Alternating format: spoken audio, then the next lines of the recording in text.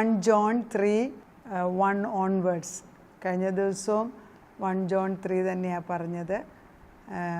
യോഹന്നാൻ എഴുതിയ ലേഖനത്തിൻ്റെ 3-ാം അധ്യായത്തിൻ്റെ 1-ാം വാക്യമാണ് എടുത്തത്. കഴിഞ്ഞ ദിവസം അതിൻ്റെ ബാക്കിയാണ് ഇന്ന് പറയാൻ പോകുന്നത്. വളരെ പ്രധാനപ്പെട്ട ചില സത്യങ്ങൾ നമ്മുടെ ഹൃദയത്തിൽ ചെന്ന് കൊള്ളുക തന്നെയല്ല, അവ പ്രവർത്തിക്കണം, അത് രൂപാന്തരപ്പെടണം. അതുകൊണ്ടാണ് ദൈവനമ്പുരാൻ നിർബന്ധമായിട്ടും പറയുന്നത്. 1 യോഹന്നാൻ്റെ 3-ാം വാക്യം, കാൺമീൻ ഞാൻ ദൈവമക്കളെന്ന് വിളിക്കപ്പെടുവാൻ പിതാവ് നമുക്ക് എത്ര വലിയ സ്നേഹം തന്നിരിക്കുന്നു, നാം അങ്ങനെ തന്നെ ആയിരിക്കുന്നു.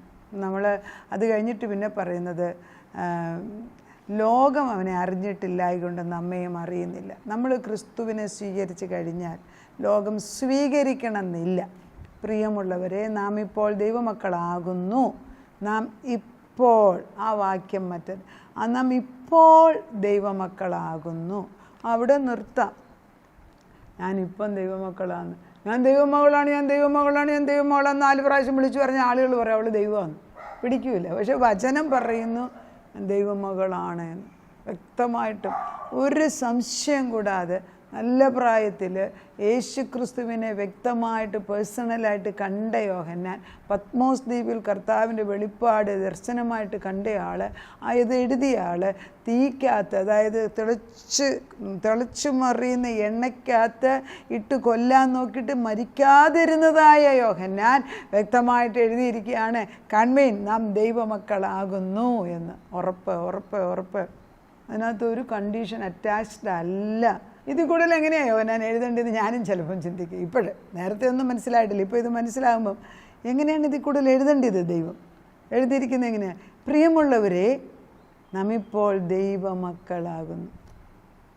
എന്തോ ഒരു മനോഹരം. ഇപ്പോഴത്തെ സ്റ്റേജ് ഞാൻ ദൈവമക്കളാണെന്ന്. അകത്ത് ദൈവത്തിൻ്റെ സിംഹാസനത്തിൻ്റെ അടുക്കലേക്ക്, കൃപാസന്നിധിയിലേക്ക് ധൈര്യസമേതം കടന്നു വരാൻ വിളിക്കുന്നത് മക്കളെയാണിപ്പോൾ. ആരും പാപികളെ അല്ല. പാപികളെയൊക്കെ ക്രിസ്തു രക്തത്താൽ കഴുകിക്കഴിഞ്ഞു. ലോകത്തിന് മുഴുവനും കഴുകേണ്ടതായ, പാപത്തെ മുഴുവൻ കഴുകേണ്ടതായ വിശുദ്ധ രക്തം തന്നു കഴിഞ്ഞു.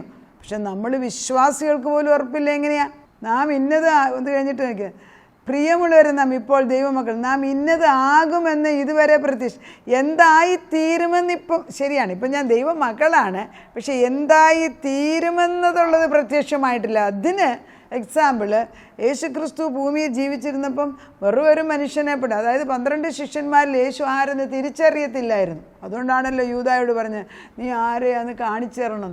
അല്ലെ, സായിബാബയുടെ കൂട്ട് വസ്ത്രമൊക്കെ ഇട്ടിരിക്കുകയാണെങ്കിൽ കാണിച്ചു കൊടുക്കണോ? വേണ്ടല്ലോ. യേശു 12 ശിഷ്യന്മാരെ പോലെ മറ്റവരെ പോലെ തന്നെ ഇരുന്നു. അതുകൊണ്ടാണ് യൂദ കടന്നു ചെന്നിട്ട് ഒരു ചുംബനം കൊടുത്ത് അല്ലെങ്കിൽ ഉമ്മ കൊടുത്തിട്ട് ഇതാണ് എന്ന് കാണിച്ചു കൊടുക്കുക. അപ്പം മറ്റവരുടെ കൂട്ട് തന്നെയാണ് യേശുവിനെയും കണ്ടാലിരിക്കുന്നത്. ആ യേശു നമ്മുടെ രൂപത്തിൽ ഇറങ്ങി വന്നു നമ്മളെ രക്ഷിക്കാൻ വേണ്ടി. ഇതിൽ കൂടുതൽ എന്താ ചെയ്യേണ്ടത്? രാജാവായിട്ടൊന്നും അല്ല അന്നേരം ഇറങ്ങി വന്നിരിക്കുന്നത്. രാജാവും ഉന്നത പദവിയുണ്ട്, പക്ഷേ കണ്ടാൽ സാധാരണ ഒരു മനുഷ്യൻ. പക്ഷേ 53 അവൻ്റെ മുഖം കണ്ടാൽ ആകർഷണമേ അല്ല എന്നാണ് എഴുതി വച്ചിരിക്കുന്നത്. എന്താണ്? അവൻ പ്രത്യക്ഷനാകുമ്പോൾ നാം, ഇതാണ് ഇവിടെ ഒരു പോയിൻ്റ് ഉണ്ട്. അവൻ പ്രത്യക്ഷനാകുമ്പോൾ നാം ഇന്നതാകുമെന്ന് ഇതുവരെ ഇന്നതാകുമെന്നുള്ളത് ഫ്യൂച്ചറാണ്. ദാറ്റ് മീൻസ് യേശു നടന്ന കാലത്ത് മറുരൂപമലയിൽ ട്രാൻസ്ഫിഗറേഷൻ നടക്കുമ്പോൾ യേശു 3 പേരെ മാത്രം, യോഹന്നാനെ, യാക്കോബ്, പത്രോസ്, ഇവരെ 3 പേരെ മാത്രം കൊണ്ടുപോയി മറുരൂപമലയുടെ മുകളിൽ വെച്ച്, താബോർ മലയുടെ മുകളിൽ വെച്ച് തന്നെത്താനെ വെളിപ്പെടുത്തി കൊടുത്തു. That is the real Jesus. അതാണ് യഥാർത്ഥ ക്രിസ്തു. അതുപോലെ ഒരു തേജസ്കരിക്കപ്പെട്ട ശരീരം എനിക്കുണ്ട്, നിങ്ങൾക്കുണ്ട്. ഇപ്പോൾ റൈറ്റ് നൗ അത് വെളിപ്പെടുന്നില്ലെന്നേ ഉള്ളൂ. ബിക്കോസ് പരിശുദ്ധാത്മാവിൽ നമ്മളെ അങ്ങനെ ആക്കാൻ ദൈവം കണ്ടു കഴിഞ്ഞു. So in the I of God, ക്രിസ്തുവിൻ്റെ കണ്ണിൽ. അപ്പോൾ നമ്മൾ ഒരു കുഞ്ഞുണ്ടാകുന്നതിന് വേണ്ടി നമ്മൾ പ്രാർത്ഥിച്ചൊരു കുഞ്ഞുണ്ടാകും, ഒരു ആൺകുഞ്ഞിന് വേണ്ടി അല്ലെ പെൺകുഞ്ഞിന് വേണ്ടി പ്രാർത്ഥിച്ച്, ആ ആൺകുട്ടി അല്ലെ ആ പെൺകുട്ടിക്ക് പൂർണ്ണമായിട്ടും 2 കണ്ണും 2 ചെവിയും മൂക്കും വായും 2 കൈയും കാലും ഒക്കെ വെച്ചാണ് നമ്മൾ ഇമാജിൻ ചെയ്യുന്നത്. അല്ലാതെ ഒരു കാലില്ലാതെയും തലയില്ലാതെ അങ്ങനെയല്ലല്ലോ. പൂർണ്ണമായിട്ട് ഉണ്ടാകുമ്പോൾ പൂർണ്ണമായും ദൈവം, പണക്കാരനാണേലും പണമില്ലാത്തതിനാണ്, പൂർണ്ണമായിട്ടും തന്നെയാണ് ദൈവം സൃഷ്ടിച്ചത്. അതുപോലെ തന്നെയാണ് ദൈവം തൻ്റെ രക്തം കൊണ്ട് കഴുകുമ്പോൾ നമ്മളെ പൂർണ്ണമായിട്ടും കണ്ടു കഴിഞ്ഞു വിശുദ്ധരാക്കിയിരിക്കുകയാണ്. അത് ഇൻ സ്പിരിറ്റ് റലം. അത് വരരൂപമലയിലെ ആ ഒരു ട്രാൻസ്ഫിഗറേഷൻ അകത്തെ മനുഷ്യനിൽ നമുക്ക് ഇപ്പോൾ ഉണ്ടാകണം, പിന്നല്ല. ഇതെല്ലാം മരിച്ചു കഴിഞ്ഞിട്ട് നേടാനാണെങ്കിൽ സത്യം പറഞ്ഞാൽ പല ക്രിസ്ത്യാനികളും പറയും, അയ്യോ ഇതൊക്കെ ജീവിച്ചിരുന്നപ്പോൾ അറിഞ്ഞാൽ കൊള്ളാമെന്ന്.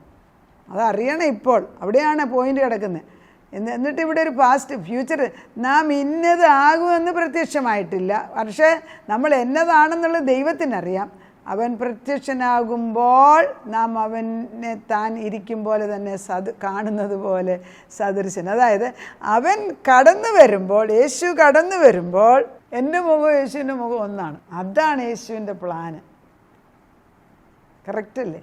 ഇപ്പോൾ ഭാര്യ ഭർത്താക്കന്മാർ കല്യാണം കഴിച്ച് കഴിയുമ്പോൾ രണ്ടുപേർക്കും രണ്ട് മുഖമാണ്. എന്തോ ഒരു സാമ്യമുള്ളവർ തമ്മിലാണ് ചേരുന്നത്. പക്ഷെ കുറച്ച് കഴിയുമ്പോൾ നമ്മൾ ഈ ജീവിത കഷ്ടം വരുമ്പോൾ രണ്ടുപേരുടെ മുഖം വികൃതമാകും, വലിയ പ്രയാസത്തിൽ. പക്ഷെ ഒരു പ്രായം ചെന്ന് കഴിയുമ്പോൾ ഇവരുടെ രണ്ടുപേരുടെ മുഖം ഒരുപോലെ ആകും. കാരണം എന്താ? പ്രതിച്ഛായ, അങ്ങോട്ടും ഇങ്ങോട്ടും ഒരേ സ്വഭാവം. രണ്ട് മൂർച്ചയുള്ള കല്ലുകൾ വെള്ളത്തിനകത്ത് ഒഴുകി പോകുമ്പം അതിൻ്റെ മൂർച്ചയുള്ള ഭാഗം മുഴുവനും ഒരഞ്ഞൊരഞ്ഞൊരഞ്ഞ് അവസാനം രണ്ട് മനോഹരമായ പെബിൾസായിട്ട് മാറുകയാണ്. അത് മനോഹരം. അതാണ് പ്രായമാകുമ്പം കുടുംബജീവിതത്തിൽ സത്യം പറഞ്ഞാൽ പ്രായമുള്ളപ്പോഴാണ് ഭാര്യ ഭർത്താക്കന്മാർ ഒന്നിച്ച് തന്നെ നിൽക്കേണ്ടത്. ഇപ്പോൾ 70 വർഷം കഴിഞ്ഞിട്ട് ഡിവോഴ്സ് ആകുന്നതൊക്കെ വളരെ കോമൺ ആണ്. അത് അമേരിക്കയിലൊക്കെ വളരെ കോമൺ. ഇവിടെ ഇപ്പോൾ എത്ര ഉണ്ടെന്ന് എനിക്കറിഞ്ഞുകൂടാ. But the thing is that പ്രായം ചെല്ലുന്നതുകൊണ്ട് മനുഷ്യന് സ്നേഹം കൂടണമെന്നൊന്നുമില്ല. Unless you are in the holy spirit, പരിശുദ്ധാത്മാവിൽ. അപ്പം നമ്മൾ ആ ദിവ്യ സ്നേഹത്തിലോട്ടാണ് ഞാൻ കൊണ്ടുവരാൻ ആഗ്രഹിക്കുന്നത്. കർത്താവ് വരുമ്പം കർത്താവിൻ്റെ സ്വരൂപത്തിലാകും.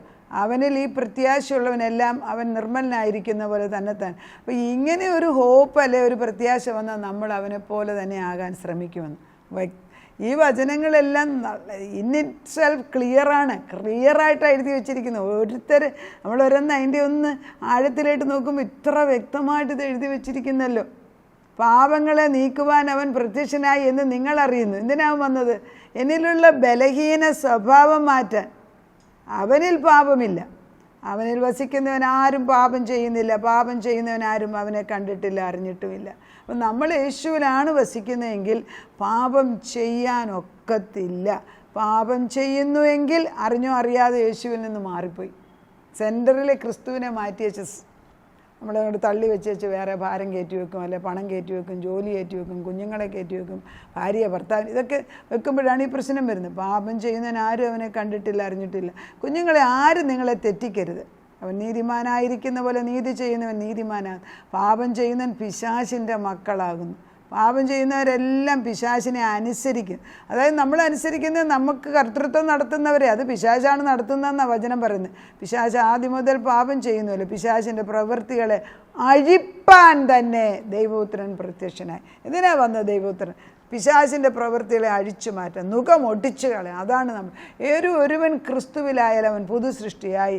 പിന്നെ ചെയ്യുന്നത് കെട്ടുകളെ അഴിക്കുക എന്നുള്ളതാണ്. കെട്ടുകളെ അഴിക്കാൻ നമുക്ക് ദൈവം അധികാരം തരികയാണ്. ഈ അധികാരം എടുത്ത് ഉപയോഗിക്കണം. ഇത് ഉപയോഗിച്ചില്ലെങ്കിൽ ഇത് നഷ്ടമാകുകയാണ്. നമ്മൾ അടുക്കളയിലൊക്കെ ഉപയോഗിക്കുന്ന പിച്ചാത്തി, അത് ചുമ്മാതെ അവിടെ കാണാൻ വെച്ചിരുന്നാൽ ഒരു ഭക്ഷണം ഉണ്ടാകത്തില്ല. പക്ഷെ അതെടുത്ത് ഉപയോഗിക്കുമ്പോൾ അതിന് മൂർച്ച പോകും. പക്ഷെ പിന്നെ നമ്മൾ അയൺ ഷാർപ്പൻസ് അയൺ പറഞ്ഞ പോലെ നമ്മൾ വീണ്ടും അത് മൂർച്ചയാക്കും, പഴയതിൽ നല്ല മൂർച്ചയായിട്ട് വരും. അതുപോലെയാണ് വചനം എടുത്ത് ഉപയോഗിക്കേണ്ടത്. വചനം ഉപയോഗിക്കണം. അത് രണ്ടും കൽപ്പിച്ച് ഉപയോഗിക്കാനുള്ള കൃപ ഇതിനോടുകൂടെ കടന്നു വരട്ടെ. ദൈവത്തിൻ്റെ വചനം നമ്മുടെ കൂടെയുണ്ട്. നമ്മൾ ഈ പല ദൂതുകൾ കേൾക്കാൻ പോകുന്നവരോടുള്ള ഒരു ദൂഷ്യം എന്നെ പ്രാർത്ഥന പറയുന്നത് കൊണ്ട്, ഒരു പാസ്റ്ററോ ഒരാളോ പറഞ്ഞു കൊടുക്കുന്ന ഉപദേശം എല്ലാവർക്കും വേറൊരാൾ കൊടുക്കുന്നത്. അപ്പോൾ എന്ത് സംഭവിക്കും? കൺഫ്യൂഷൻ വരും. അതും പിശാചിൻ്റെ ഒരു ജോലിയാണ്. അപ്പോൾ നമ്മൾ ഈ ആദ്യം പറയുന്ന ഒരു ദൂത് നമുക്കാന്ന് തോന്നി അതേ പിടിച്ചു നിൽക്കാൻ നമുക്കറിയത്തില്ല. അതുകൊണ്ട് നമ്മൾ അലഞ്ഞ് നടക്കുന്നു. ജീവിതം മുഴുവനും ഈ മരുഭൂമിയിൽ സിയൂർ മലയ്ക്ക് ചുറ്റും കറങ്ങി നടന്ന് 40 വർഷം നടന്ന പോലെ നമ്മൾ നടന്നുകൊണ്ടിരിക്കുക. അവിടെ നിർത്തി വെച്ച് ദൈവത്തിലേക്ക് കടന്നു പോവുക. ദൈവത്തിൻ്റെ പരിശുദ്ധാത്മ നമ്മളോട് പറയുകയാണ്. അപ്പോൾ ഈ ദൈവസ്നേഹത്തെക്കുറിച്ച് 4 തരത്തിലുള്ള സ്നേഹമുണ്ട്. ഒന്ന് സ്റ്റോർഗേ മീൻസ് കുടുംബപരമായ സ്നേഹം. അത് നമ്മൾ അപ്പനും അമ്മയും മക്കളെയും, മക്കൾ അപ്പനും അമ്മയും സ്നേഹിക്കുന്നത്. അത് ദൈവം ഇട്ടിരിക്കുന്ന ഒരു സ്നേഹമാണ്. ഇപ്പോൾ നമ്മുടെ ഭവനത്തിലുള്ള സഹോദരി സഹോദരന്മാരുടെ വീട്ടിൽ കിടന്ന് ചെല്ലാൻ നമുക്ക് ഇവിടെ ഒന്നും ഇൻവിറ്റേഷൻ ആവശ്യമില്ല. നമ്മൾ പോകും, കയറും, അല്ല നമ്മൾ പറഞ്ഞു ചെല്ലുമ്പോൾ അവർ നോക്കിയിരിക്കും. പുറത്തൊക്കെ ഉള്ളതാണെങ്കിൽ അപ്പനെ കാണാൻ പോകണേലും അവർ അപ്പോയിൻമെൻ്റ് എടുക്കണം, സമയം എടുക്കണം, അവരെല്ലാവരും ബിസിയാണ്. എല്ലാവരും ബിസിയാണ്. എന്തിനാ ബിസി? എന്തുവാ ബിസി ആർക്കറിയാം? എല്ലാവരും ബിസിയാണ്. ഇപ്പം നമ്മൾ ദൈവത്തിലല്ല എങ്കിൽ നമുക്കെല്ലാം പ്രധാനമാണ്. വേണ്ടാത്ത എടുത്തു കളയാൻ നമുക്ക് അറിഞ്ഞൂടെ. എല്ലാവരെയും പ്രീതിപ്പെടുത്താൻ നടക്കുകയല്ലേ, പിന്നെ എങ്ങനെയാണ്? അപ്പോൾ storge means relationship in the family. കുടുംബം. എറോസ് മീൻസ് പാഷൻ, അതായത് സെക്ഷുവൽ ലവ് ആണ് എറോസ് എന്ന് പറയുന്നത്. മൂന്നാമത്തെ ഫിലിയോ മീൻസ് ഫ്രണ്ട്ഷിപ്പ്, കൂട്ടുകാർ തമ്മിലുള്ള ബന്ധമാണ് ഫിലിയോ എന്ന് പറയുന്നത്. Agape love is God's love. Agape means sacrificial love, എന്നെ തന്നെ കൊടുത്ത് എന്നെ തന്നെ ഒഴിഞ്ഞു വെച്ച് സ്നേഹിക്കുന്ന, അതാണ് ഏറ്റവും പരമമായ സ്നേഹം. ആ സ്നേഹമാണ് യേശു തന്നിരിക്കുന്നത്. യേശു അങ്ങോട്ടല്ല, നമുക്ക് അവനെ ഇങ്ങോട്ട്. പിതാവാം ദൈവം തൻ്റെ പുത്രനെ ഭൂമിയിലേക്ക് നമുക്ക് വേണ്ടി തന്ന് കഴിഞ്ഞു. ആത്മാവിലത് മനസ്സിലാക്കുക. ഈ സെൻറ്റ് അഗസ്റ്റിൻ പറയുന്നുണ്ട്, God loves each one of us as if I am the only one for him. അതായത് ദൈവം എന്നെ സ്നേഹിക്കുന്നത് ഞാൻ ഒരാൾ മാത്രമേ ഉള്ളൂ എന്ന വിധത്തിൽ എന്നെ സ്നേഹിക്കുന്നു. ശരിയാണ്, ഞാൻ ഒരാൾ മാത്രമേ ഉള്ളെങ്കിലും എൻ്റെ മക്കൾക്ക് വേണ്ടി ക്രൂശ് മരണം അപ്പച്ചൻ ഏറ്റെടുത്തിരിക്കുന്നു. അപ്പച്ചൻ അതിനുവേണ്ടി മാത്രം ഭൂമിയിൽ വന്നിരിക്കുന്നു എന്ന് പറയാൻ നമുക്ക് ധൈര്യമുണ്ടോ? അങ്ങനെ നമ്മൾ പേഴ്സണലൈസ് ചെയ്യണം ദൈവത്തിൻ്റെ. നമ്മൾ ഈ സെൻറ്റ് അഗസ്റ്റിൻ പറഞ്ഞ പോലെ ഭൂമിയിൽ ദൈവം സ്നേഹിക്കുമ്പോൾ നമ്മളെ മാത്രമായിട്ട് സ്നേഹിക്കുന്ന പോലെ നമുക്ക് തോന്നുമെന്ന്. He is compassionate, kind, considerate and loving all the time. എപ്പോഴും കരുതലോടുകൂടി, സ്നേഹത്തോടുകൂടി, ദയയോടുകൂടി സ്നേഹിക്കുന്ന ഒരു ദൈവമാണ്. ആ ഒരു ദൈവത്തിന് വേണ്ടി പ്രവർത്തിക്കുന്നതല്ലേ ലോകത്തിലേറ്റവും. ഈ ഭൂമിയിൽ ജീവിക്കുന്ന കാലം 100 വയസ്സോ 120 വയസ്സോ ആണ്. നോഹയുടെ കാലം തൊട്ട് 120 വയസ്സ് വരെ. ഈ ഒരു കാലയളവിൽ എത്രമാത്രം ദൈവസ്നേഹത്തെ നമുക്ക് മറ്റുള്ളവർക്ക് പകർന്നു കൊടുക്കാനും ചെയ്യാനും അവസരം ദൈവം തരുന്നുണ്ട്. അത് നമ്മൾ ചെയ്യുന്നില്ല എങ്കിൽ സ്വർഗത്തിലെ വീട് പണിയുന്നത് ചിലപ്പം സ്വർണം കൊണ്ടും വെള്ളി കൊണ്ടും പിന്നെ മരം കൊണ്ടും വില പിടിച്ച കല്ലുകൊണ്ടും പണിയുന്നെന്ന് കഴിഞ്ഞ പ്രാവശ്യം ഞാൻ പറഞ്ഞു. അല്ല, പുല്ലുകൊണ്ടും വൈക്കോൽ കൊണ്ടും പണിയാമെന്ന് പറഞ്ഞു. അത് നശിച്ചു പോകും, തീക്കകത്തോട് ഇതെല്ലാം കയറിപ്പോവും. നമ്മുടെ പ്രവൃത്തികൾ ദൈവത്തിലേക്കാകുവാൻ തക്കവണ്ണം ആഗ്രഹിക്കുക. മാറ്റം വരണം, മാറ്റം വരുത്തിയൊക്കത്തുള്ളൂ. നമ്മുടെ ചിന്താമണ്ഡലത്തിൽ മാറ്റം വരണം. പുറത്തിറങ്ങാൻ വയ്യാതെ പലരും എൻ്റെ വചനം കേൾക്കുന്നുണ്ട്, പ്രായമുള്ളവർ. വീട്ടിലിരുന്ന് പ്രാർത്ഥിക്കാമല്ലോ. ഏറ്റവും വലിയ ആയുധം പ്രാർത്ഥനയല്ലേ. More things are wrought by prayers than the world dreams of. ഈ ലോകം കാണുന്നതിൽ കൂടുതൽ ഏറ്റവും കൂടുതൽ കാര്യം ചെയ്തെടുക്കുന്നത് പ്രാർത്ഥന കൊണ്ടാണ്. ദൈവം നമ്മൾ തന്നിരിക്കുന്ന ആയുധമാണ്, ദൈവം തന്നിരിക്കുന്ന കമ്മ്യൂണിക്കേഷനാണ് പ്രാർത്ഥന. അതേത് രൂപത്തിലും. ചിലർ ഉറക്ക പ്രാർത്ഥിക്കും, ചിലർ വയ്യ പ്രാർത്ഥിക്കും, കമന്ന് കിടന്ന് പ്രാർത്ഥിക്കും, കരഞ്ഞ് പ്രാർത്ഥിക്കും, നെഞ്ചത്തടിച്ച് പ്രാർത്ഥിക്കും, കൈകൊട്ടി പ്രാർത്ഥിക്കും. ഇതെല്ലാം ദൈവസന്നിധിയിൽ വിലപ്പെട്ടതാണ്. അതുകൊണ്ട് ഇന്ന പ്രാർത്ഥനയെ ശരിയുള്ളൂ എന്ന് പറയുന്നതിനകത്തൊന്നും ഒരു കാര്യമില്ല. ഓരോരുത്തരുടെ സ്ഥിതി അനുസരിച്ച്. ഒത്തിരി വേദനയുള്ളവൻ ഉറക്കക്കരയും, അതിന് മറ്റുള്ളവരത് വിധിക്കേണ്ട. ഒരാൾ കൈകൊട്ടി പ്രാർത്ഥിക്കുക, അത് അവന് സന്തോഷമായിരിക്കും. ചെയ്യട്ടെ. എങ്ങനെയാണേലും പ്രാർത്ഥന ദൈവത്തോടല്ലേ കഴിക്കുന്നത്. നമ്മുടെ വിക്ടറി ക്രിസ്തുവിലാണ്. ഈ എങ്ങനെയുള്ളൊരു സ്നേഹം ദൈവത്തിൻ്റേത്, ദാറ്റ്സ് എ ഫോറിൻ ലവ്. അത് ഈ ലോകത്തിലെ സ്നേഹമല്ല, അത് സ്വർഗമിട്ട സ്നേഹമാണ്. അത് നമ്മളൊരു ആവശ്യത്തിന് വേണ്ടി, കാര്യസാധ്യത്തിന് വേണ്ടി മാത്രം സ്നേഹിക്കുന്ന ഒരു സ്നേഹമാകരുത്. അത് അഴിഞ്ഞു പോകണം. എല്ലാവർക്കും ഉണ്ട്, എനിക്കും ഉണ്ട്, നമുക്കെല്ലാവർക്കും ആ ബലഹീനതയുണ്ട്. പക്ഷെ നമ്മൾ പ്രാർത്ഥിക്കണം, കർത്താവേ കാര്യം നേടാൻ വേണ്ടി മാത്രമുള്ള സ്നേഹമാക്കല്ലേ, നിൻ്റെ സ്നേഹത്തിൽ എന്നെ ഉറപ്പിക്കുക. അതായത് ഡീപ്പായിട്ട് എൻ്റെ വേര് താഴോട്ട് ഇറങ്ങണം. ക്രിസ്തുവാകുന്ന വേരിന്മേൽ ഉറച്ചു നിന്ന് കർത്താവിന് വേണ്ടി ജീവിക്കുന്നു. ഈ റോമൻ ലോയിൽ, റോമർക്കെഴുതിയ റോമൻ ലോ അനുസരിച്ച് സ്വന്തം മക്കളെ നമുക്ക് ഡിസോൺ ചെയ്യാം. അതായത് എൻ്റെ മക്കൾക്ക് ഞാൻ തീരുമാനിക്കുന്ന എൻ്റെ മക്കൾക്ക് എൻ്റെ അവകാശം ഞാൻ കൊടുക്കത്തില്ല. അത് റോമൻ ലോ അനുവദിച്ചിട്ടുണ്ട്. എന്നാൽ റോമൻ ലോയിൽ ഒരു പ്രത്യേക നിയമം, അന്നത്തെ റോമൻ ലോ ആണല്ലോ അന്ന് കാലങ്ങളിൽ. റോമൻ ലോയുടെ പ്രത്യേക നിയമം എന്താ വെച്ചാൽ, നീ ഒരു കുഞ്ഞിനെ അഡോപ്റ്റ് ചെയ്യുക, അതായത് നീ കുഞ്ഞിനെ ദത്തെടുക്കുന്നു എങ്കിൽ നിനക്ക് ഡിസോൺ ചെയ്യാനൊക്കത്തില്ല. അഡോപ്റ്റ് ചെയ്ത് അല്ലെങ്കിൽ ദത്തെടുത്ത കുഞ്ഞുങ്ങൾക്ക് അവകാശം കൊടുത്തേ പറ്റൂ, മക്കളുടെ അവകാശം പോലെ തന്നെ.